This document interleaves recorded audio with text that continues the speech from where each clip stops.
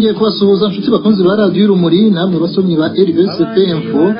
kuva mu kwakira umwaka w'igihumbi kimwe magana cyenda mirongo icyenda kugeza muri Nyakanga umwaka w'igihumbi kimwe magana cyenda mirongo icyenda n'ine u Rwanda rwabayemo intambara hagati y'ingabo z'u Rwanda n'ingabo za FPR Inkotanyi zateye zivuye Uganda. Ingabo akaba ari nazo zaje gufata ubutegetsi. Amezi 3 ya nyuma y'iyo ntambara yanabayemo jenoside yakorewe abatutsi, haguyemo abantu benshi cyane. Intambara ubwayo yahitanye abatagira ingano. Muri iyo myaka ine kandi n'indi myaka yakurikiyeho ubwicanyi ndengakamere bwarakomeje ku Bahutu, Abatutsi, Abatwa cyangwa abakomoka ku moko yombi, nabo bakaba barishwe ku buryo buteye ubwoba. Nta wakwirengagiza n'abanyamahanga bishwe muri ibyo bihe. Iyo abantu bagarutse ku ruhare impande zari zishyamiranye zagize muri ibyo bikorwa by'intambara n'ubwicanyi, uretse uruhare rw'abanyarwanda hanavugwa n'uruhare rw'amahanga. Abatunga agatoki ibihugu byashyigikiye inyeshyamba zateye muri icyo gihe u Rwanda, hakaba n'abatunga urutoki ibihugu byashyigikiye ubutegetsi bwari busanzweho n'ingabo z'igihugu z'icyo gihe. Kuganira kuri ibyo byose birakwiye kugira ngo amateka y'ibyo bihe azandikwa atagoretswe, ariko nta wabivugira icyarimwe. Yewe n'ingingo imwe muri izo nta wayiva inyuma mu kiganiro kimwe. Uyu munsi turagira ngo twibaze ku ruhare igihugu cy'Ubufaransa cyagize muri ibyo bihe. Abategetsi b'u Rwanda b'iki gihe bavuze gushyira mu majwi igihugu cy'Ubufaransa ko aba bwarashyigikiye abakoze jenoside, ko ngo batoje mu bya gisirikare, ko bahaye intwaro izo ngabo z'icyo gihe, ko ndetse ngo na Operation Turquoise, cya gikorwa abasirikare b'Abafaransa bagiyemo ubwo jenoside yari igeze hagati mu majyepfo y'uburengerazuba bw'u Rwanda, ko ngo icyo gikorwa cyaba cyari kigamije gukingira ikibaba abari ku butegetsi. Ariko hari n'ababona uruhare rw'Abafaransa mu buryo bwiza, bakavuga ko Abafaransa bagize uruhare kugira ngo n'amasezerano y'amahoro ya Arusha abashe gusinywa, ko Ubufaransa ari kimwe mu bihugu byabigizemo uruhare rukomeye, ko kandi na Operation Turquoise hari abo yarokoye, ko itari igamije kugira ngo ikingire ikibaba abicanyi, cyane cyane ko hari n'abavuga ko biboneye abasirikare b'Abafaransa baka intwaro abari bagamije kuba bahohotera abasivili. Muri iki kiganiro rero turi kumwe n'abatumirwa babiri bafite byinshi bazi ku bijyanye n'urwo ruhare turi kwibazaho ku gihugu cy'Ubufaransa. Turi kumwe na Ambasaderi Jean-Marie Vianney Ndagijimana. Muzi ko muri iriya myaka yabayemo jenoside yari mu gihugu cy'Ubufaransa, akaba yarahagarariye nyine u Rwanda. Hari byinshi rero azi. Muzi ko yanabaye minisitiri w'ububanyi n'amahanga ubutegetsi buhindutse muri 1994. Hari byinshi rero azi ku bijyanye n'aya madosiye. Turi kumwe kandi na Marc Matabaro, ni umwanditsi mukuru wa The Rwandan, akaba umwe mu bantu bakurikiranira hafi ibibazo by'u Rwanda n'ibibazo byo muri kariya karere. Nawe afite byinshi azi, uretse no kuba yaza kugira ibyo abaza Ambasaderi Jean-Marie Vianney Ndagijimana, ariko ashobora nawe kugira n'ibitekerezo cyangwa se n'amakuru yaduha kuri iyi ngingo tugiye kuganiraho. Batumirwa bacu turabashimiye aka kanya mwigomwe. Ndabasuhuje mpereye kuri Ambasaderi Ndagijimana. Urakomeye? Ndakomeye kandi nanjye ndabasuhuje. Ndasuhuza n'abakuri iki kiganiro cyacu bose murakoze. Marc Matabaro, nawe nongeye kuguha ikaze kuri Radio Urumuri. Ndagusuhuza kandi nkwifuriza ibihe byiza. Urakomeye hakurya aho? Natwe turakomeye. Nanjye nsuhuje abumva kino kiganiro, ngasuhuza bwana Ambasaderi Ndagijimana, namwe banyamakuru ba RSP Info na Radio Urumuri. Nkaba nifuza ko twaza kugira ikiganiro cyiza. Murakoze cyane mwembi. None Ambasaderi Jean-Marie Vianney Ndagijimana, ndagira ngo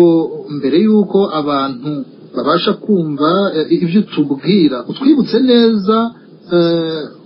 wabaye ambasaderi w'u Rwanda hano mu Bufaransa kuva muhe mwaka, kugira ngo abantu basobanukirwe neza uburyo babashe gukurikirana iby'iki kibazo. Murakoze Jean Claude. Iteka iyo dutangiye kuvuga u Rwanda turavuga ngo intambara itangira. Mu by'ukuri intambara yo muri 1990 itangira, nari narashyizwe mu mwanya wa ambasaderi w'u Rwanda mu Bufaransa ariko nkiri muri Ethiopia kuko nari nkiri mu mihango yo gusezera ku gihugu nari mpagarariyemo u Rwanda, Ethiopia na Oiwa na Loni muri Sera n'ahandi na Sudani. Ubwo rero mu gihe turi muri iyo mihango nibwo igihugu cyatewe, noneho nihutira ku gipari kugira ngo ntangire akazi kuko ambasaderi wari uhari we yari yamaze kuvanwa mu mwanya we nawe ategereje gutaha. Muri make rero navuga ko intambara yose irabaye ndi ambasaderi w'u Rwanda mu Bufaransa, nabaye ambasaderi w'u Rwanda kuva mu kwezi kwa 9 muri 1990 niho bashyizeho, ariko ngenda inyuma gato kubera ko nari ntegereje nyine gusezera. Ibyo byumvikana neza, navuye ku ambasaderi ku itariki ya 25 y'ukwa 4 muri 1994. Perezida Sinikubwabo na guverinoma ya Kambanda bamvanyeho bandega ko mpamagariza guhagarika intambara kugira ngo abatutsi bicwaga icyo gihe bagera agahenge, mbese ubwicanyi buhagarare. Ariko muri icyo gihe nakwibutsa nanone ko igihe natabazaga cyose mvuga nti intambara ihagarare, ntituza kubigaruka ariko ni ngombwa kubivuga. Ubwo i Kigali banteraga hejuru bati uravugira inyenzi, FPR nayo yabaga iri ishyiraho igitutu bavuga ngo ibyo guhagarika intambara ntibiriho, ngo barashaka kwirukana abicanyi kandi bizi neza ko atari cyo kibagenza. Ni ukuvuga ko nari hagati rwose y'abantu babiri bashyamiranye, ariko nanjye nkabigwamo. N'ubwo nyuma naje kujya i Kigali, ariko ibyabaye ngeze i Kigali nabyo twaza bigarukaho ikindi gihe, ariko ntabwo nagiye nifuzwe cyane. Nabampagarariyeho, ariko rero kubera ko wabanje kuvuga usa n'utanga resume y'amateka y'u Rwanda, nagira ngo mbwire abatwumva ko njyewe ibyo mvuga ni ibyo nahagazeho, ni n'ibyo ntekereza muri iki gihe, nkurikije ubushakashatsi nakoze, nkurikije buhamya nagiye mbona, kandi buhamya nari mpuriyeho n'abantu benshi. Nicyo gituma dutangira mvuga ko nivyo koko ku itariki ya 10 y'ukwezi kwa 4 navuze ko mu Rwanda hari kuba jenoside ikorerwa abatutsi. Ntabwo kwari ukuvuga ngo abahutu bo ntibari kwicwa, ariko FPR uko yicaga ibihisha. Ariko ngeze mu Rwanda mvuganye n'abantu b'abasirikare ba FPR, mvuganye n'abaturage bari bavuye ibyumba bahatuye biciwe ababo, maze no kubona izindi raporo. Ngewe nahamije ko mu Rwanda habaye jenoside ebyiri kuva kera, nabyanditse no mu gitabo cyanjye aho mvuga ko Paul Kagame yatanze abatutsi b'ibitambo. Navuze ko habaye jenoside ebyiri, ahubwo nakoresheje cya jambo bamwe batinya, uvuga ko ari double jenoside. Atari ukuvuga ko ari abatutsi bicaga abahutu cyangwa abahutu bicaga abatutsi, ariko ari ukuvuga ko abanyarwanda bakorewe jenoside ebyiri zikozwe n'abari bashyamiranye muri icyo gihe. Ibindi bibazo twabigarukaho, ariko ngenda ndagira ngo mvuge ko iyo mvuga ibyo amateka y'u Rwanda vuga ko habaye jenoside ebyiri. Urakoze ambasaderi Jean Marie Vianney Ndagijimana kuri ibyo bisobanuro uduhaye mu ntangiriro z'iki kiganiro. Ibijyanye na double jenoside abanyarwanda bakunze kubijyaho impaka, ntabwo ariyo wenda ngingo y'uyu munsi, ariko kuba utubwira icyo utekereza nyine nabyo tuba dukeneye kumva umwuka cyangwa se n'icyo abantu bafite ku mutima. Mbere y'uko mugarukaho ambasaderi, reka mbaze umunyamakuru mugenzi wanjye Mike Matabaro, kugira ngo nanone mu ntangiriro z'iki kiganiro abantu bagira ibintu basobanukirwa, ni uko igihugu cy'Ubufaransa ntabwo ku byo bita uruhare, bamwe babona nk'uruhare rubi, abandi babona nk'uruhare rwiza, ntabwo ari ibintu bitangira n'imyaka ya za 90, ahubwo wabigarukaho utwibutsa yuko ibijyanye n'ububanyi n'amahanga, nk'uko u Rwanda rwarubanye n'Ubufaransa na mbere nta nubwo nacyo gihugu cyonyine rwari rubanye nacyo ibyo ni ibintu bisanzwe ko ibihugu bibana n'ibindi wasa n'ubitwibutsa ubwo bufatanye bwariho by'umwihariko nko mu rwego rwa gisirikare byari bimeze bite kuva ryari kugira ngo abantu banumve ko atari ibintu byatangiranye n'uko FPR inkotanyi yari iteye muri mwaka w'igihumbi kimwe magana cyenda mirongo icyenda. Marike Matabaro, ndagushimiye kumva ijambo. Ntangiye wenda kugira ngo byumvikane neza turushatse kureba ku mateka y'u Rwanda n'Ubufaransa n'ibindi bihugu, twafatira nko mu rwego rwa gisirikare kuko akenshi niho n'ibirego n'ibi byose bivugwa akenshi ubona biri kugana mu rwego rwa gisirikare cyane. Nahera burya igisirikare cy'u Rwanda cyashinzwe muri 60 mu 1960 cyitwa Garde Nationale. Icyo gihe cyafashwaga n'Ababiligi ibintu byose byaba intwaro byaba imyitozo byaba ibindi. Noneho ni gutyo byakomeje kugeza igihe habaye kudeta muri 1973. Noneho mu 1975 hasinywa amasezerano, u Rwanda rwagiranye amasezerano n'Ubufaransa ku bijyanye n'ibyo gutabarana no gufashanya mu bya gisirikare. Icyo gihe ni nabwo hagiyeho gendarmerie y'igihugu, ni nayo yafashwaga n'Abafaransa cyane. Ababiligi bakomeje gufasha igisirikare cy'u Rwanda baha amasomo, bemerera abasirikare bamwe b'Abanyarwanda kujya kwiga no kwihugura mu Bubiligi, ariko harimo akantu ubona katameze neza. Noneho Abafaransa bo nibo bafashaga gendarmerie, hari benshi b'Abanyarwanda bagiye kwiga iby'ubugenzacyaha, ibijyanye n'umutekano mu muhanda n'ibindi. Noneho hari n'abasirikare bagiye kwiga amasomo ajyanye no kurwanisha za burende, kurasisha imbunda nini, cyangwa amashuri yo mu rwego rwo hejuru rwa gisirikare mu byo muri École de Guerre y'i Paris. Noneho ibyo byakomeje gutyo kugeza igihe inkotanyi zitereye. Igihe inkotanyi zateraga, impamvu havugwa Abafaransa cyane nuko iyo urebye ubona Ababiligi bo hari abanyapolitike bari baracengewe n'amatwara ya FPR cyane. Sinzi niba mwarumvise bitwaga ba Jean Gor n'abandi. Iyi ntambara igitangira, abasirikare b'Ababiligi bageze mu Rwanda, hahise haboneka abanyepolitike b'Ababiligi babirwanya cyane, ndetse banafungira rwose n'intwaro zari zaraguzwe, banga ko zihabwa abari baziguze. Rwose n'ibijyanye n'ubutwererane bwa gisirikare bisa nk'ibigabanutse rwose, hasigaraho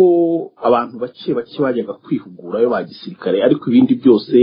byaba intwaro byaba imyenda ya gisirikare byaba ibindi bikoresho bya gisirikare byose birahagarara neza kubera abanyepolitike. Wenda ntabwo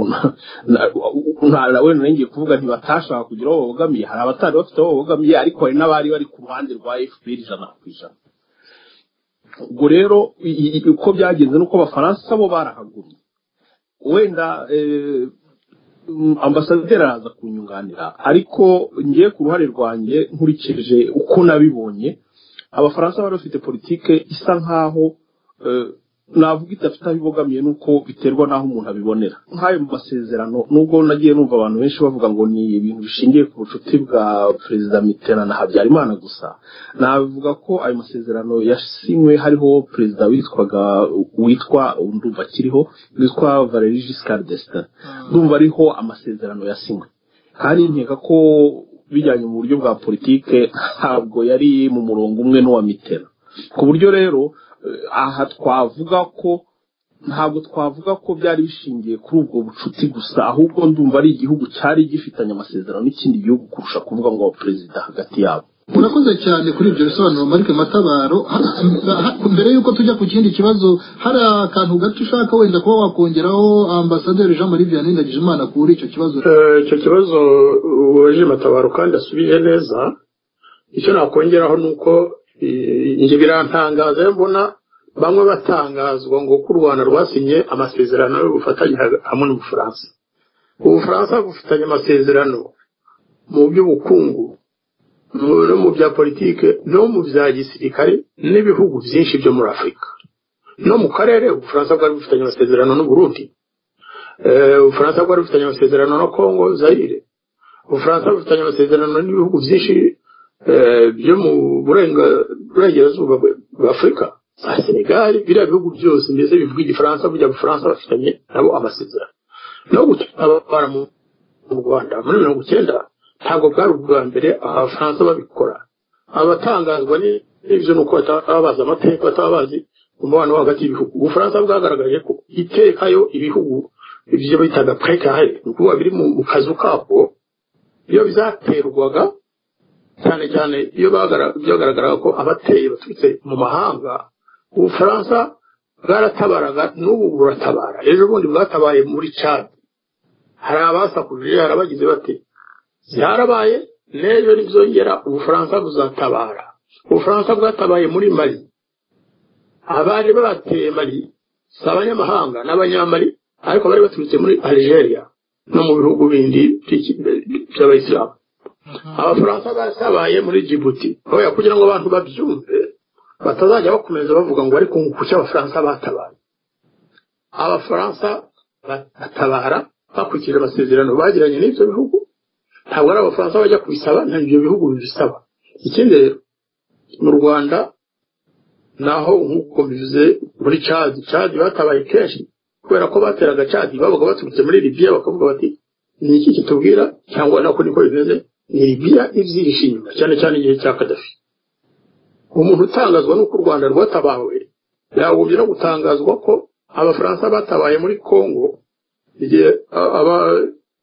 aba rebelle b'abanyekongo bari bavuye muri Angola bateye Katanga muri Shaba zarakozwe Giscard d'Estaing icyo gihe hareje abasirikari benshi nta nubwo bagiye guhagarara hagati baragiye bararwana birukana abo ba rebelle babasubiza iyo bari baturutse abandi benshi barafatwa ntawe byateye kwibaza niko bigenda hagati y'ibihugu iki diferanse aho ikitarabaye ahandi ni uko iyo ntambara yarangijwe na jenoside n'ubwicanyi burenze kamere kandi ubwo bwicanyi hagati y'abanyarwanda ntabwo ari Abafaransa babukoze n'abanyarwanda ubwabo barenze wa murongo utukura bakajya kwica abaturanyi babo abantu bavuga nde baraza bakajya bagenda barimarima abaturage b'abahutu muri Byumba ibyo ntabwo ari Abafaransa babwiye FPR ngo nijye kwica abahutu ntabwo ari babwiye abandi interahamwe zijye kwica abatutsi ibyo byo tuvuze kuri n'Abafaransa ahubwo nge nazishima dukoze ikiganiro mu Gifaransa n'abariya abantu bashya batazi ibyabaye tukajya tunyuzamo tukababwira mu Gifaransa kugira ngo tubabwire mu rurimi bumva ariko n'abanyarwanda mugize neza ko tubasobanurira mu Kinyarwanda kugira ngo abashaka kutuyobya babe bahagaze ndagira ngo uko tuganira dushaka gukora iki kiganiro mwarambwiye muti hari igitabo giherutse gusohoka cy'umujenerali witwa Jean Vaye nari muzi benshi kigali bari bamuzi ariko nanjye muri ya coopération militaire nari muzi aratangazwa ko ngo Colonel Rwagafirita yaba yaramusabye gufasha u Rwanda kongera intwaro kugira ngo bahashye umwanzi agomba kuba ngo yaravuze ngo Robert icyo gihe ntabwo ari Rwagafirita wahinze iryo jambo abanyamakuru bose kuri RFI BBC La Voix de l'Amérique bose bavugaga Tutsi rebels kuba Rwagafirita yabivuze ntaho bihuriye na jenoside n'inkotanyi ubwazo zavuga ko zije kubohoza abatutsi ariko ntabwo abatutsi bo mu Rwanda bigeze batuma FPR gutera igihugu kwica abahutu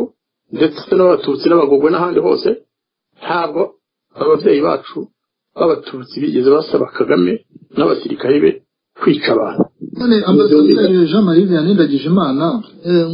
musirikare wari ukomojeho generali Jean Vare myaka ya za 1993 yari umwe mu bari bahagarariye mbese igikorwa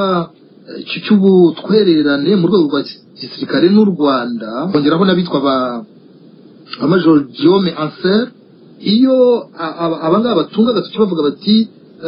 habayeho gahunda yo gukomeza guha intwaro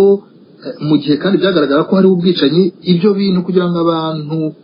batajijwa mwabisobanura mute ambassadeur biragoye kubisobanura cyangwa kubisubiza ariko icyo nababaza abo babivuga nababaza bo icyo bifuzaga icyo iyo masere ntitumugarukayo cyane kuko we ashobora kuba afite ikibazo gikomeye cyo gushishoza kuko mu gitabo yanditse arivugira ubwe ko iminsi ibiri mbere y'uko yurira indege ngo ajye mu Rwanda batarazi ko mu Rwanda hari intambara urumva iminsi ibiri mbere y'uko ajya mu Rwanda ko ibibazo by'abahutu n'abatutsi yari abiziho ntiyari azi abo bantu bariho bamushyize mu ndege baramujyana bamugeza i Cyangugu noneho nyuma bakavuga ngo ariko ngo ubanza ngo Turquoise yari yajyanywe no kujya guhagarika FPR i Kigali mu kwezi kwa gatandatu urumva ukwezi kwa gatandatu kurangira aho intambara yageze twese turahazi guverinoma yari yaravuye i Kigali kuva mu kwa kane abasirikari bari batangiye bakwiriye imishwaro hose bahunga abaturage bari bamaze kuva muri Kigali n'ahandi hose ubwo rero kuvuga ngo indege yatugushije Cyangugu ngo ariko nyuma ngo nkeka ko ashobora kuba barashaka gutera Kigali nta kimenyetso atanze ntaki urwo Rwanda aravuga ko ataruzi ko yahageze atazi yajya ariko ati bagomba kuba barashaka gufasha interahamwe gukora jenoside ni ikintu gisekereka cyane n'ubwo kibabaje ariko rero ikibazo ni uko hari abantu bamwumva kandi bakamwemera ntibamubaze ibibazo nyabyo Anseri tumwihorere kuko ntabwo yigeze agira uruhare mu mateka y'ubufatanye hagati y'Ubufaransa n'u Rwanda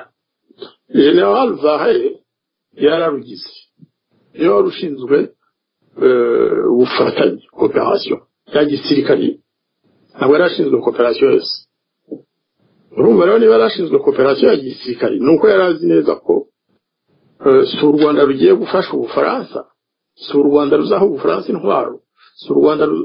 ruzaha Ubufaransa abajyanama mu bya gisirikari yarabizi neza ko ari Ubufaransa ufasha u Rwanda nkeka ko nawe ivyo ngivyo atabihakana nkeka ko kandi atavuga ko ari bibi aho asa n'uwabeshye kandi bikagaragaza ko nawe atarazi ibibera muri kiriya gihugu ni ukuvuga ngo Rwagafita wari koloneli muri gendarmerie ngo yamusabye ko babaha intwaro izo bita ziremereye mitrailleuse za canon n'ibindi ariko se ko igihugu cyari mu ntambara ubwo kandi muri 1993 itangira mwibuke ko aribwo FPR nanone yashatse gufata ubutegetsi haba intambara ahubwo y'Abafaransa badakomakoma uko ngenda byibuka icyo gihe FPR iragiye kureba abategetsi bo mu Bufaransa yavuga nibidahagarara haraba guerre civile abantu barashira kuko mu Rwanda bari batangiye kwikoma abatutsi kandi kuko hari abatutsi benshi bari baragiye bohereza abana babo mu gisirikare cya FPR hari n'abandi basangaga abasirikare ba FPR aho bari ku Burindi n'ahandi bakajya bakabashyira amafaranga ku buryo bugaragara ndetse bagaherekezwa n'abanyamakuru bongeraho ntabwo byashimishaga abandi hari abavugaga bati bari abantu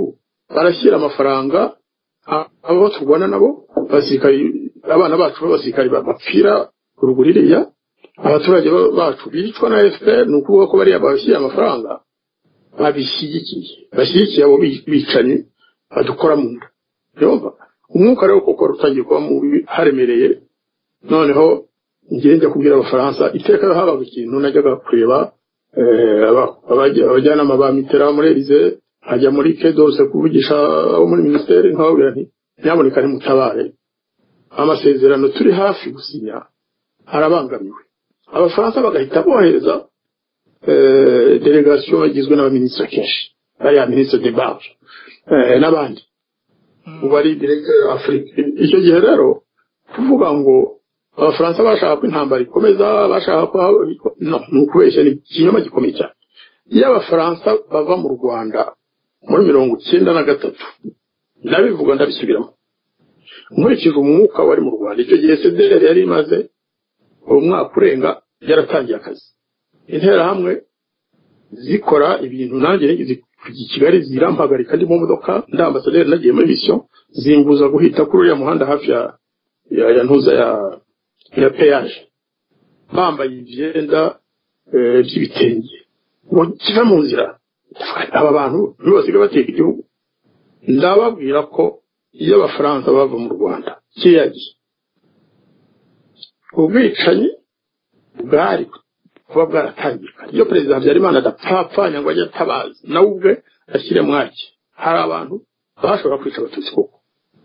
Kuvuga rero ngo abafaransa mu nibo batumye ubwicanyi buba nukubeshya, ahubwo ikindi kigaragara nuko muri 1993 kwa 12 abasirikare ba nyuma b'abafaransa niho bavuye mu Rwanda. Murabibona neza ko ukoze grafike y'ukuntu umwuka mubi wiyongereye byahise bishibuka. RFPR itangira kuvuga ngo yafata Kigali mu minsi 15. Abacu nabo bati uzagerageze tukwereke. Iyo abafaransa baguma mu Rwanda nemeza ko nta jenoside yashobora kuba nubwo ntari umuhanuzi. Ikindi rero ibirego bakunda kurega Ubufaransa bamwe na bamwe biri mu rwego rw'ibyaha byitwa crime putatif. Crime putatif mu mategeko ni ukuvuga ibyaha bitabaye ariko umuntu akagerageza kwishyira mu mwanya wundi ngo none yaba yarashakaga gukora iki n'iki. Wakwinjira mu mutwe wa Mitera ute udakoresheje inyandiko zasohokaga buri munsi? Hari aho wenda koko bashobora kuba baranditse amagambo adahuje nuko twe Abanyarwanda tubibona, kubera ko burya iyo wagira ute ntabwo umuzungu ashobora kumenya iki mu mutima w'Abanyarwanda, ariko ntacyo batakoze. Ikindi rero byo kuvuga ngo Mitera burya yewe iki gihugu cy'Ubufaransa kugera muri 1993 noneho habaye amatora birahinduka, asanga ari ngombwa gufatanya n'ishyaka ryari rumubangamiye ryo rya RPR Chirac yayoboraga, hajyaho guverinoma de cohabitation. Nuko ko ibyemezo byose byafatwaga ntabwo ari Mitera wabitegekaga icyo gihe, byagomba guca muri coopération yari ifitwe na Michel Roussin yari wo muri RPR. Juppé niwe wari mu bubanyi n'amahanga, ari RPR. Mu by'ukuri guverinoma yari ya RPR, Mitera asigaye ari perezida gusa. Nk'uko mu Rwanda naho nabyo tubivuge, bora bavuga ngo Habyarimana perezida Habyarimana yabaye perezida nyawe utegeka wenyine atavugirwamo kuva mu kwezi kwa 7/73 kugera mu kwa 6/91. Nyuma yaho Habyarimana nta nubwo yari afite 50% z'ubutegetsi, kubera ko hagiyeho guverinoma ikorerwamo n'amashyaka yose. Cyese rero bashaka kutubwira rero ko Basengiyaremye, Batwagiramungu, Bagatawiringiyimana n'abandi bose ari abajenosideri, kandi bo bateguraga jenoside. Habyarimana ntabwo yashobora gutegura jenoside ngo ayikore abo muri guverinoma batabizi, kandi ntabwo bifuza ko intambara ikomeza. Marc Matabaro, ungarutse kuri uyu mujenerali Jean Vallet, ibyo asobanura hari ahagera akavuga yuko akemanga ku gisirikare cy'Ubufaransa, hari aho cyaba cyarinjiye ku buryo buziguye cyangwa butaziguye mu ntambara yari yaratangiye muri za 90. Sinzi niba hari icyo wabivugaho ukurikije ubushakashatsi wagiye ukora. Wenda mbere yo kwinjira muri icyo kibazo nashaka kuvuga ku bintu bimwe na bimwe uwo mujenerali yavuze. Hari aho yavuze ngo aganira na Koloneli Petero Celestin Rwagafirita ngo yamubwiye ko ngo akeneye intwaro ziremereye kugira ngo bashobore kurangiza ikibazo. Navuga ko wenda namwe muranyunganira ku bijyanye n'uburyo jenoside yakozwe n'uburyo abatutsi bapfuye. Ntabwo hegeze hitabazwa imbunda zo mu bwoko bwa za kano, za mortiye, za mitrailleze cyangwa za burende cyangwa intwaro ziremereye. Hagiye hakoresha intwaro zisanzwe, imbunda zisanzwe, wenda amagrenade cyangwa imihoro, ibintu nk'ibyo. Kuba rero Koloneli Rwagafirita yarasabaga intwaro ziremereye, birumvikana neza umuntu wese udafite ibindi ashaka kumvikanisha, byumvikana ko izo ntwaro zari zigenewe kurwana na FPR. Icyo ni cyambere. Uwo mujenerali hari aho avuga ngo yibazaga impamvu gendarmerie ikeneye imbunda ziremereye ngo bikamuyobera ngo ntabyumve ngo ntabwo byari ngombwa ariko ntabwo nshaka gupfobya umujenerali kuko ntabwo ari nanjye wamugize generali wenda afite amashuri yaciyemo ariko hari amategeko amwe n'amwe numva atarazi cyangwa yirengagiza iki gihe bitewe n'uruhande wenda ari kubireberamo cyangwa baganira nabo ubundi amategeko yagengaga igisirikare cy'u Rwanda ni ukuvuga les forces armées rwandaises. Les forces armées rwandaises yari igizwe na armée rwandaise na gendarmerie nationale. Rero abo bose bari abasirikare kuko n'ubundi iyo binjiraga mu gisirikare bose amasomo yo hasi yose bigagamwe noneho bamara kugera hejuru barangije abajandarume bo bagafata ibindi birenzeho bijyanye n'ubugenzacyaha n'ibindi byose ariko ibyo bigaga hasi byose byari bimwe bose bari abasirikare kuvuga ko byaba ari mu basirikare bo hasi bacaga muri SM byabaga ari plutôt bacaga mu Bugesera byaba ari abasirikare bo hejuru bigiraga muri SM bose za promotion zabo n'iki byose bose bariganaga mu mashuri amwe noneho ahubwo abajandarume bakabona akarusho no mu mategeko yagengaga icyo gisirikare iyo habaga hari ibikorwa byo kubungabunga amahoro gendarmerie ikeneyemo abasirikare bo kuyifasha abasirikare bajyaga munsi y'amategeko ya etat-major ya gendarmerie noneho muri 90 intambara iteye abajandarume abari bari ku rugamba bagiye ku rugamba abasirikare barabitabaje icyo gihe bajya munsi y'amategeko ya etat-major ya armée rwandaise ni ukuvuga ko ahabaga imirwano hose tuvuge hatewe abajandarume bahari bajyaga munsi y'amategeko ya etat-major ya armée rwandaise bagatangira kurwana nk'abasirikare noneho ikindi hari unité za gendarmerie zari zarigishijwe uburyo zatabaragaho rukomeye zigiye no gufasha n'abasirikare izo unité navuga unité yitwaga ntuze groupe mobile cyangwa batayo ya 5 ya gendarmerie yategekwaga n'uyu general Rwarakabije havugamo za groupement Kibuye groupement Ibutare zari unité za gendarmerie zakozwe ku buryo zijya ku rugamba izo unité zagiraga za mitrailleuses zagiraga za mortier zagiraga ibintu nk'ibyo abasirikare bandi basanzwe bagira ibyo rero birantangaza kumva umujenerali w'umufaransa kandi no mu Bufaransa tuzi neza ko gendarmerie yaho igira za burende igira na za kajugujugu nkibaza ukuntu yatangazwaga nuko gendarmerie y'u Rwanda yagira intwaro ziremereye aho hantu niho nashaka kuvuga noneho ikindi nashaka kuvuga ku wenda kuri Guillaume Marcel nuko wenda batabivuze cyane wabivugaho unatumwe kugira ngo nk'igitabo cye yanditse naragisomye ariko nkeka ko gishobora kuba kigenewe nk'abantu batazi u Rwanda habe na gato cyangwa batigeze bamenya amateka yo mu Rwanda nge nafata utuntu dukeya yavuze mu gitabo cye duto cyane hari aho yavuze ngo bamwohereje ngo kujya kurasa korone za FPR ngo zegeraga ishyamba rya Nyungwe ngo mu kwezi kwa karindwi ngiye ndashaka kubibutsa mu kwezi kwa karindwi kuko ngo hari hakiri abasirikare b'u Rwanda ishyamba rya Nyungwe ubundi twese tuzi ko ritangirira ku Kitabi no mu byo Guillaume Marcel yanditse mu gitabo cye avuga ko ngo yarari ngo bamwohereje ahantu ku Kitabi aho ngaho ngo agomba kohereza misile ngo ku basirikare ba FPR ngo n'amamodoka yabo ngo bari kuza ngo bagiye kwinjira mu ishyamba ibyo ngo bikaba ngo tariki ya 30 z'ukwa gatandatu ibyo bintu ntabwo bishoboka kuko tariki 30 z'ukwa gatandatu abantu bari bahari ku Gikongoro habibutsa ko Ibutare hafashwe tariki 3 z'ukwa karindwi none se ubwo yaragiye kurasa bande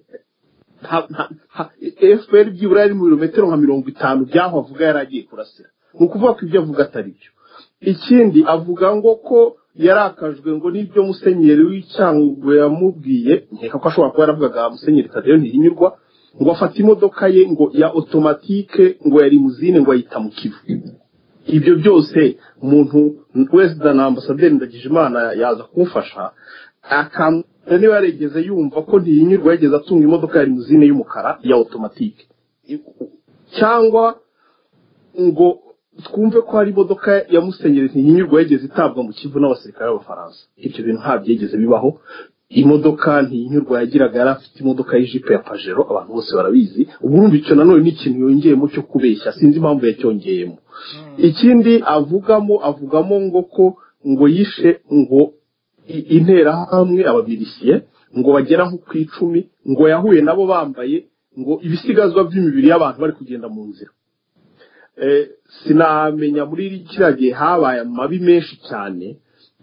ariko nibwo bwa mbere rero numvise umuntu avuga ko yahuye n'abanyarwanda bambaye ibisigazwa by'imibiri y'abantu bagenda mu nzira bivirirana amaraso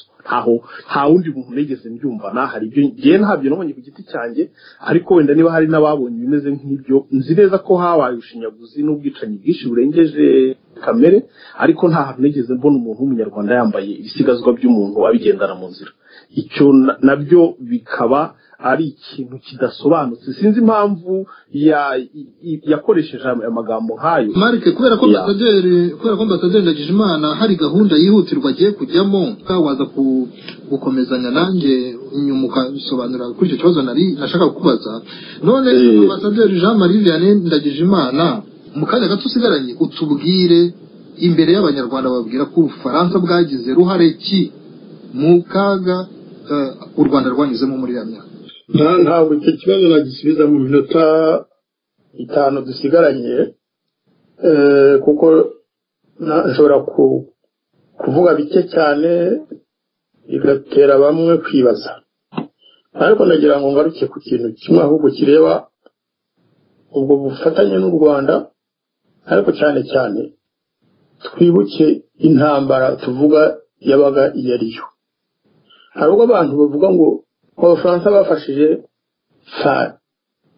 Abafaransa bafashije Habyarimana barabikoze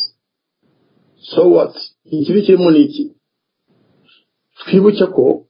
ku itariki ya mbere y'ukwezi kwa 19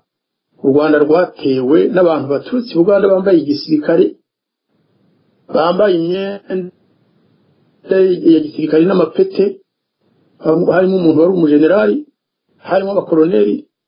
harimo amagarade yose abaho ingabo z'Ubuganda tiye tubyibuka ntabwo baje bavuga ngo reka tubanze twambura imyenda twambara ikinyarwanda dufate inkoni dufate amacumu n'imihoro dutere baje bafite intwaro ziremereye cyane bari mu makamyo ya gisirikare y'Uganda tuvuge kandi ko intambara yose ntabwo FPR yigeze irwanisha inkoni cyangwa amacumu cyangwa imyambi yakoreshaga intwaro ziremereye zose ziba mu gisirikare bari bafite na misile zo kurasa indege kandi barazikoresheje nubwo dukomeza kubita inyeshyamba ariko igisirikare cya FPR cyari igisirikare gikomeye cyane cyari cyoherejwe n'igisirikare cya Uganda nubwo abari bagize icyo gisirikare cya FPR kuko abenshi bari abanyarwanda nibuke ko kandi hatari nkuko nkunda kubivuga ngo ni impunzi z'abatutsi harimo n'abantu Kanyarengwe yari yajyanye yakomeje kandi kujya arakwita abantu muri za Ruhengeri n'ibyumba n'ahandi tubaze kuvuga ibyo rero umuntu yakwibaza ati abatangazwa nuko u Rwanda rwari rufite isigari gito cyane kitigeze cyitegura intambara ni kuki abantu batangazwa no kubona u Rwanda rwifashishwa n'amahanga rwifashisha amahanga abo ngabo babivuga nuko bifuza ko FPR yaza igahonyora gakubura igahita ubutegetsi numva aho harimo icyo nakwita injustice analyse iyo bavuga ibyo nababa babogamye kuva bitangira igihe cyose Abafaransa badufashaga bakaduha intwaro nge narazisabye ntabwo nabihakana nasabye intwaro perezida Habyarimana yazaga i Paris yabonanaga na perezida Mitterrand akamusaba intwaro abasirikare bakuru bagasaba intwaro ntabwo nigeze mbona Ubufaransa gusaba u Rwanda intwaro kuba barasabaga intwaro rero nuko imbere yabo barasukwaga kandi inkotanyi zikagenda zongera ingufu kubera ko zafashwaga n'Ubuganda cyambere zafashwaga na Leta Zunze Ubumwe za Amerika zafashwaga n'Ababiligi iyo tubivuga dufite igihamya byafashwaga n'ibindi bihugu bimwe na bimwe byafashwaga n'amashyaka amwe n'amwe mu Bufaransa no mu Bubiligi buriya parti communiste yo mu Bufaransa genda bizi kuko niyo bakoreshaga amanama batumiraga delegation ya FPR akagenda FPR yo mu Bufaransa ni ukuvuga rero ko FPR nayo ntabwo yigeze igira izine ikora intwaro ku murindi cyangwa muri byumba intwaro bavanaga mu mahanga ubabajije barakubwira ngo intwaro twakoresheje ngo nizo twambuye far ikinyoma cyatutse bazambuye far hehe ni intwaro bahawe n'Uganda n'amakamyo none kana ziriya za ntoza za Katyusha bazambuye far abantu b'inyeshyamba bakoresha Katyusha kandi ntabwo yari imwe bari bafite nyinshi hanyuma batangazwa ko guverinoma yari iri mu mwanya yaratowe n'abaturage iyo ihagarariye rubanda umuntu akaza ngo ni umufaransa ngo yakoze ubushakashatsi ngo yari generali akavuga ngo abafaransa bakoze nabi gufasha ingoma yari ku butegetsi icyo gihe ni ukuvuga perezida Habyarimana na guverinoma yabasengeranye natwe twese nta cyaha kirimo ngewe iyo nshaka kuvuga iby'ubufaransa n'u Rwanda naho mpera mvuga ko byari legitime intambara ya FPR yateje twakwibaza yari legitime cyangwa ntiyari legitime hari ubwo bamwe bavuga bati impunzi iyo zangiwe gutaha kandi koko icyo nacyo ni ikibazo twazajyaho impaka turacyafite akazi kenshi ko gusobanura iyo abantu babujijwe gutaha mu gihugu cyabo nk'ubu natwe niba twari dufite ubushobozi tugasaba leta kuvugana nayo ikaba dushobora gutera tubifite uburenganzira ubwo rero byumvikane neza ko u Rwanda rwitabaje Ubufaransa kugira ngo burwane n'abari baruteye nabo bafashwaga n'amahanga nta izina yo gukora intwaro bari bafite rero ko bagira ngo usabe imbabazi kuko iyi gahunda ndifuza rwose kwita ikibazo twazakigarukaho uzi ko nanditse igitabo hashize imyaka 5 cyitwa La France a-t-elle participé au génocide rwandais muri icyo gitabo ndabisobanura byose nkavuga imbona imvano y'intambara nkavuga icyo abafaransa bakoze kwaba kudufasha mu bya gisirikare nkavuga ukuntu Ubufaransa bwadufashije mu byerekeye amasezerano ya Arusha kuko burya amasezerano yatangiriye i Paris nako ibiganiro byatangiriye i Paris FPR yasabye ko bijya Arusha nkavuga ukuntu abafaransa bahosheje igihe cyose kugira ngo mu Rwanda hadashya icyo gihe twazakora ikiganiro kirekire tukabisobanura wene icyo gitabo niba utaragisomye nakikohereza ukabanza ukagisoma ntazatabaro niba utaragisomye yakibona noneho tugakora ikiganiro kirekire cyangwa tukagicamo ibice uyu munsi nagira ngo ikintu gishimangire ko u Rwanda guverinoma ya Habyarimana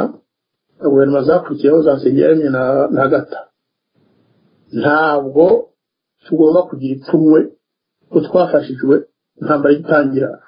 n'Ubufaransa na Kongo Zaire na n'Ububiki nta pfunwe tugomba kugira kuko twari twatewe ijambo rimwe kuri operation Turquoise hanyuma noneho wikomereza gahunda zawe operation Turquoise nayo navuga ko icyo navuga gusa nuko operation Turquoise itabaho twese abenshi nta muntu usigaye mu miryango yacu operation Turquoise nahera iwacu aho nzi neza kuko naho hari muri zone sur no kuvuga Cyangugu ariko hari na Kibuye na Gikongoro abafaransa batahagera interahamwe zari gukomeza kwica abaturage b'Abatutsi n'abandi baregwaga ko bashyigikiye Abatutsi n'inkotanyi kandi ubwazo kubera ko zari zatangiye kuza zica za Butare Kibungo iyo bahagera bari kumara abaturage aho batishe babishe mu kwezi kwa 1995 abafaransa bakijije abanyarwanda benshi abafaransa ngivuga ko Turquoise yahagaritse genocide mu gace yari ishinzwe yarahageze yambura interahamwe intwaro bamwe ndetse baranabarasa yarahageze isaba abantu bose bategetse kuva muri iriya zone kuko icyari cyajyanye Turquoise so gufata abicanyi kuko nta nubwo bari kubamenya ariko baravuze batireka abantu bose babategetse bashobora kubangamira security y'Abatutsi twaje kurengera iyo bahave bagende byo kuvuga rero ngo bafashije ngo abafari n'interahamwe guhunga ntabwo babafashije ariko babasabye ko bava muri zone de protection abafaransa barabikoze muri Nyarushishi ubwanjye mfite mu bene wacu benshi b'Abatutsi bahakiriye ku Kibuye Abatutsi benshi bari abafaransa babashije kubona babazanye Nyarushishi niho bakiriye ndagira ngo mvuge ko uretse ko guverinoma ya FPR yaje kubayobya abafaransa bakimara gutaha mu kwezi kwa 10 nako kwa 8 muri 1994 abacitse ku icumu b'abatutsi baba abicangubu bakamatari nabo ku kibuye yewe no mu bisesero tujya twumva bari barahimbiye abafaransa indirimbo zo kubashimira ko aribo babakijije ko aribo bahagaritse ubwicanyi muri kariya karere ibyo byose byahindutse hari uko Jules Bruguiere avuze ati nyamara Kagame niwe warashinze igihe Perezida Habyarimana niwe wamwishe niwe watumye na jenoside iba n'ubwo atabivuze ariko twe turabizi ubu rero turukwaze nibutse ko twakoze n'umunsi wo kubashimira ku itariki ya 23 y'ukwa gatandatu 2018 umwaka ushize kandi tuzongera nubwo twe ntidukorera abafaransa dukorera imitima yacu dukorera abanyarwanda dukorera abacitse ku icumu bene wacu ariko ntabwo dukorera leta y'u Rwanda kuko atari yahagaritse jenoside turabizi ahubwo niyo yakoze abakwenyigiza kugira ngo jenoside ikorwe jenoside yiyongere kugeza naho bohereza abantu gufatanya n'interahamwe kwica abatutsi ibyo byose birazwi iyo turukwazi yagera hari iwacu nta kari koko ndabashimiye cyane ndagira ngo tuzabigarukire nakoze ndagira ngo nshimire Marc kubera ko yamfashije cyane twafatanyije kandi ndashimira ndaramutsa n'abagize RCP na radio Urumuri nyine kugira ngo byumvikane neza igikorwa mwakoze cyo gushyiraho aya maradiyo yombi cyo gufasha abanyarwanda kumva amateka y'igihugu cyacu ni igikorwa kigomba gushimwa muzi ko nanjye ngiri inyuma twarafatanyije gushyiraho iyo radio kandi tuzakomeza gufatanya murakoze urakoze cyane ibihe byiza ambassadeur none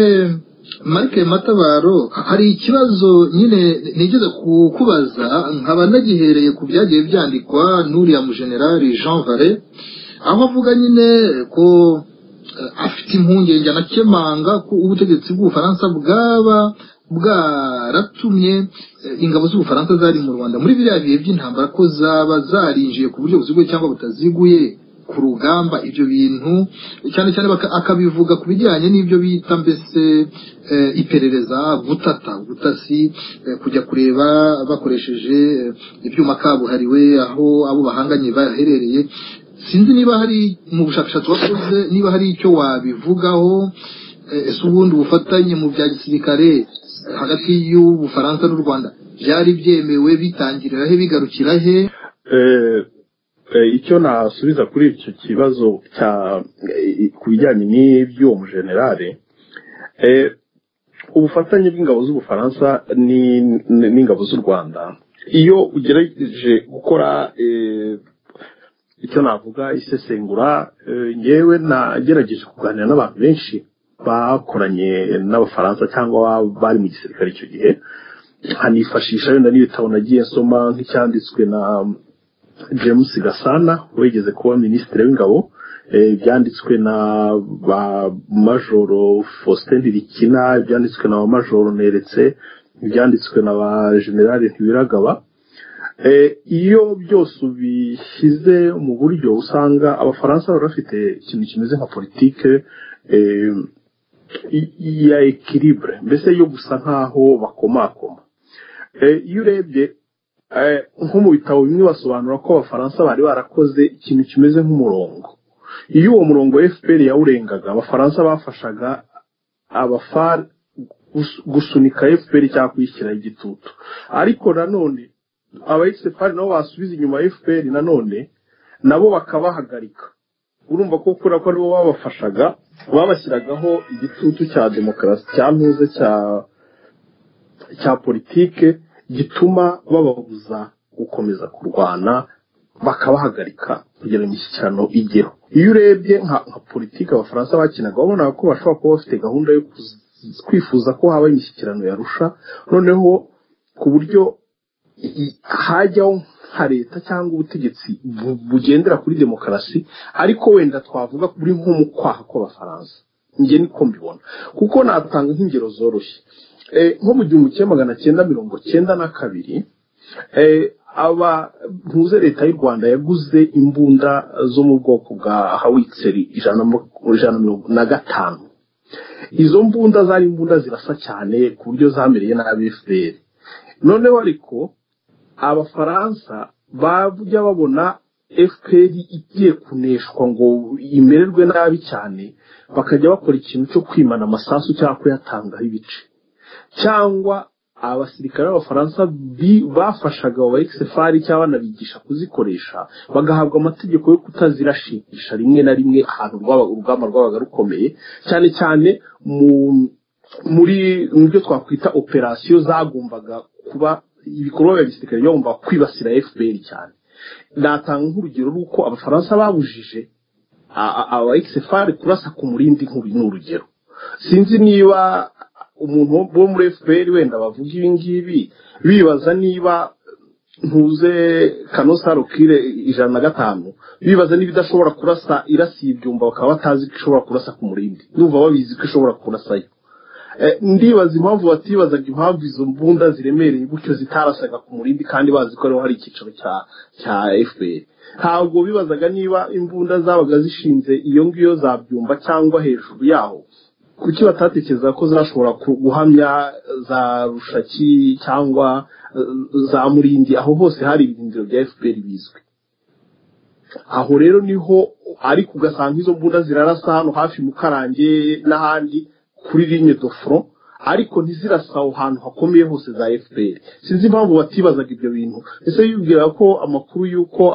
ariho hari ibirindiro bikomeye cyangwa iki abantu babaga batayazi? Ariko rero hari uburyo abafaransa bakoraga byabuzaga aba XFR kugira gukora ibikorwa byasenya FPR burundu. Ibyo byaturuka ku bafaransa. Hari n'igihe rero izo mbunda begeje noneho kubima amasasu neza, bituma leta y'u Rwanda ijya kugura izindi mbunda mu Misiri zo mu bwoko bwa hawitseri 122 kugira ngo bashobore kwirwanaho ko abafaransa bari babimye amasasu y'izo mbunda neza. Noneho abafaransa babonye abandi baguze izo zindi bazanye n'amasasu yazo mashyashya, barongera batangira kubaha yayandi. Tunakomeje nyuma nubwo birwo bavuga ibintu, sinzi iyo abafaransa batagira iyo periode, sinzi niba FPR bikinariho cyangwa ibiri no ku butegetsi ubu ngubu, kuko iyo urebye nk'iyo bavuga ngo abafaransa baje gufasha ngo abajenosideri, byari bihagije ko babaha amasasu ahagije y'imbunda ziremereye, noneho urugamba rugahinduka ukundi. Nk'abasirikare FPR barwanaga hano muri Kigali bazi neza imbunda zabarasheho mu kwezi kwa 4 kugitangira. Ese izo mbunda nizo zakomeje kubarasaho mu kwa 5 mu kwa 6 nta mbunda zari zikirasa kubera kubura amasasu. Ese ugutekereza ko iyo baza kugira ubufasha bw'abafaransa bakabaha ayo masasu batari kuraswaho noneho birenze cyangwa hafatwaga na FPR wenda bitari kugorana? Rero nkeka ko ikintu cyabaye nuko Ubufaransa bwagize politike imeze nk'iyo kujya hagati yo kudafasha umuntu birangize, mbese ishaka gushyiramo ikintu cyo kugira ngo abantu bumvikane mu Rwanda hagiyeho ubutegetsi buri mu maboko bw'inshuti zabo, ariko burimo bose, burimo FPR na guverinoma y'u Rwanda. Ariko icyo nicyo kintu bashatse. Noneho rero ikiri ku ngubu nuko leta ya FPR iri kugendera ku tuntu twagiye tuba kera twose, igahitamo utuntu two kwibasira abafaransa ngo ibe yabashyiraho igitutu, cyane cyane ko yitwaza ko kiriya gihugu ni igihugu kigendera kuri demokarasi, buri wese ashobora kugira icyo avuga. Ni ukuvuga ko umuntu wese wifitanye ibibazo n'ubuyobozi, ushaka kumenyekana cyangwa wenda wahawe bitugukwaha, ashobora kuvuga ibyo ashatse muri kiriya gihugu kandi akumvwa. Mu gihe mu Rwanda uwavuga ibindi bintu bijya gusa nkaho bitandukanye n'ibyo ngibyo, wenda byerekana uruhare rutari rwiza rw'abari ku butegetsi ubu, nta wamwumva. Ni ukuvuga ko rero nkeka ko abari ku butegetsi mu Rwanda bari kugendera kuri ya kwitwa, mbese bari gukoresha nabi demokarasi iri mu Bufaransa, bakayikoresha ku Bufaransa ngo babwibasire,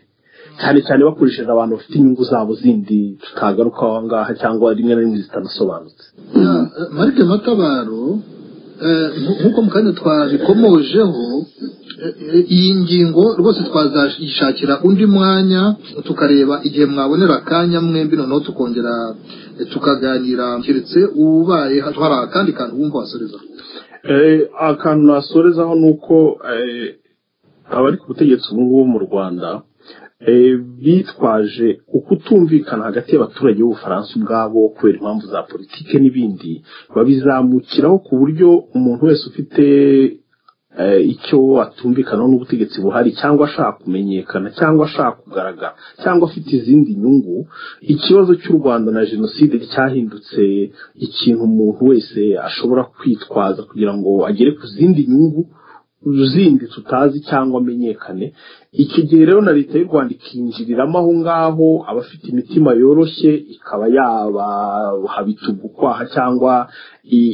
igahindura imitekerereze yabo mu bundi buryo, noneho ikabyitwaza. Kuko urabona mu Bufaransa itangazamakuru ryaho rirakomeye cyane, kandi burya itangazamakuru rivuga neza ibintu biriho biri ku murongo bigize bite ntabwo risomwa cyane. Ariko iyo haje ikintu gishyashya kivuga kiti Ubufaransa bwagize uruhare muri jenoside, umuntu wese ahita ashaka kwirukanka gushaka gusoma ibyo bintu. Ariko nkeka ko inkuru ivuga iti Ubufaransa ntibwagize uruhare muri jenoside, abajya kuyisoma baba ari bakegeranije n'abavuga ko bagiye gusoma inkuru ivuga ko bwagize uruhare muri jenoside. Nkurikije wenda akantu nakongeraho ndangiza, hari umunyamakuru nibagiwe izina rye wasohoye akantu kameze nk'akavideo mu kinyamakuru Le Monde avuga ko ngo ari ubushakashatsi yakoze ngo bakoresheje cya cyamakuru cyitwa Mediapart wenda na RFI, bavuga ngo bize ngo uburyo ngo jenoside ngo yashyizwemo amafaranga yashowemo imari, ngo bikozwe ngo na organisation ngo yitwa ngo Akazungu, birabyiga neza ibishyira ku murongo. Ariko iyo bivuga sinzi biba bigenewe abanyamahanga, sinzi niba hari umunyarwanda wari uzi ibyo atari umwana wavutse uyu munsi ushobora kuba wamusobanurira uburyo akazu kari gafite organisation ngo mu rwego rw'imari ngo no kwegeranya amafaranga n'ibiki. Nkeka ko wa mugani igitekerezo cya ambasaderi Ndagijimana ari cyiza cyuko nk'ikiganiro ubutaha cyazakorwa mu Gifaransa kugira ngo byibura n'abo bantu bagiye babwirwa ibyo bintu rimwe na rimwe bidafite ishingerarugero wenda bashobore no kumva ubundi uko ibyo bintu bimeze, n'ubundi cyane cyane ko hari n'imanza zabaye zibigaragaza. Niba ibimenyetso bitarerekaniwe warusha ry'uko ako kazu gahari ariko kayoboye ibintu byose, nkeka ko uriya Mufaransa ubu ngubu atari we wabibona arusha itarabibonye. Rero wenda ntabwo twazabishakira umwanya wabyo, ariko icyo navuga cyo nuko mu Bufaransa hari ikibazo gikomeye, ikibazo cy'u Rwanda hari abashaka kukizamukiraho ngo bagere ku zindi nyungu tutaramenya. Kandi noneho na leta y'u Rwanda igakoresha itangazamakuru rifite ubwisanzure. Mu Rwanda urabizi ko nta bwisanzure bw'itangazamakuru buhari, nta bwisanzure bwa politike buhari, ariko leta y'u Rwanda ikoresha ubwisanzure bw'itangazamakuru n'ubwisanzure bwa politike no gutanga ibitekerezo byo mu bindi bihugu kugira ngo bashobore gutesha agaciro ibyo bihugu cyangwa babishyire mu gihirahiro, cyane cyane abatamenyera ibibazo by'u Rwanda bisange bari mu kintu kimeze nko gusaba imbabazi cyangwa gupfukamira leta y'u Rwanda. Njye niko mbibona. Akoze rwose tuzashaka ikindi gihe haba kuba twakora icyo kiganiro mu rurimi rw'Igifaransa ndetse no kugaruka kuri Kinyarwanda kuri iyi ngingo, kuko twabonye ko harimo byinshi abantu baganiraho. Wakoze cyane rero, ibihe byiza, kandi turashimira n'abakurikiye kino kiganiro mwese nakutaha bifurije kumererwa neza. Murakoze namwe. Irate mugenzi wamenye uyiri aho harimo pagesire, aho harimo pagesire, aho harimo pagesire, aho harimo pagesire, aho harimo pagesire.